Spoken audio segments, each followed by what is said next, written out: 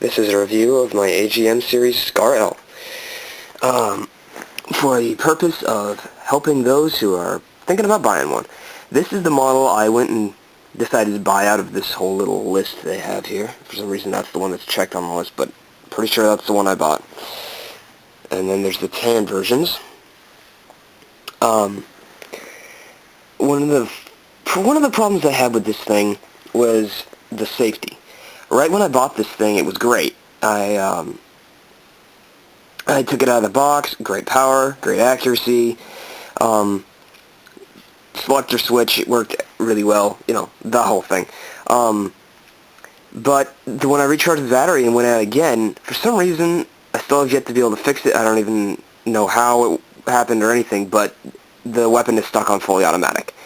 Which is not that big a deal, because that's probably what I'm going to keep it on anyways.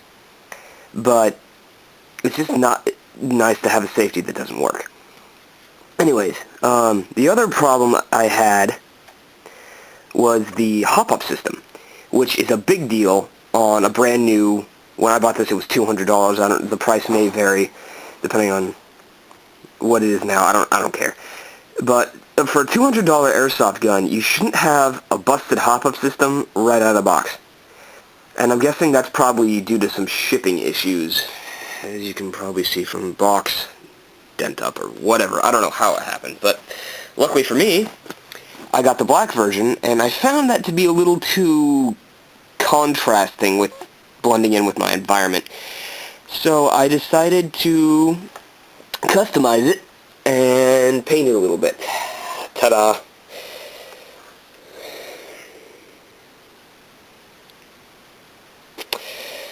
Still the black one, but not so black anymore. But, anyways, when I took this apart, I pulled these pins out and just yanked this forward receiver off. Upper receiver. Sorry. I found that, well, once I found out how the hop-up system works, which in this weapon is a little different than most hop-up systems. Oh, and it's a little sticky now that I painted it. But, see if you can see that clearly. In most hop-up systems, the gear is a little move it forward thing. This thing moves up and down. That's the gear right there. Anyways, well, I took it apart. Up in this little piece there, how it works is there's a little lever which pushes a piece of rubber up and down in the barrel. The BB hits that, puts a backspin on it, that's hop-up. But that lever was broken in half around the pivot point. And that, well, it caused the hop-up to have no effect whatsoever. The lever doesn't work, doesn't push the rubber down. Yeah, not good. Luckily for me, I was able to fix it because, well, I took it apart, super glued it back together, stuck it back in. Great now. It goes right where I put them, about 100 feet out.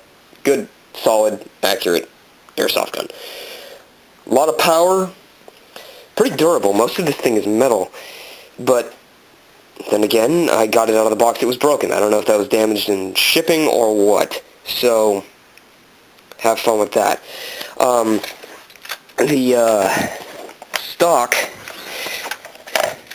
I've had a little bit of an issue with. I read a review, sorry about that, that had problems with this area that I experienced a similar thing, but not quite to the degree he did. All I had to do was take this screw here and tighten it a little bit, and this vertical wiggle that was going on, it pretty much stopped. It's just keep it tightened down, and you're great.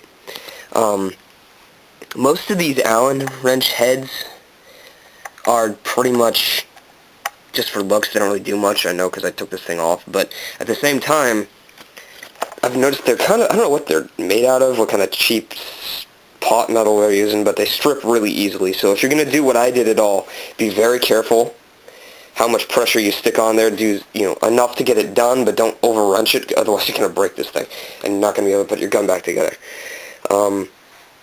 But good points.